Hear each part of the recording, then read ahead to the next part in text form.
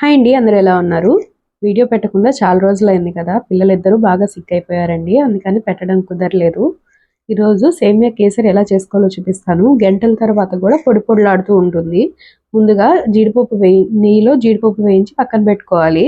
అదే నెయ్యిలో 1 కప్పు సేమియా వేసి బాగా ఫ్రై చేసుకోవాలి. ఈ పక్కనే ఇంకొక గ్యాస్ మీద 1 కప్పు సేమియాకి 1.5 కప్పు నీళ్లు పోసి పెట్టుకోవాలి.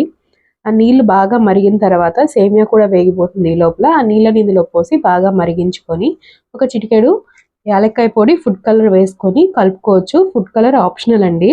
ఇందులో స్టార్టింగ్లో మనం దాల్చిన చెక్క, లవంగాలు వేసాం కదా, ఆ ఫ్లేవర్ సేమియాకి మొత్తం బాగా పట్టేస్తుంది. ఆ తర్వాత 3/4 కప్పు చక్కెర వేసేసి బాగా కలిపేసుకుంటే హై ఫ్లేమ్ మీదే మనకి పాకం కట్టకుండా పొడి పొడిలాడుతూ వస్తుందండి. లో ఫ్లేమ్ మీద అయితే ముద్ద కట్టేస్తుంది.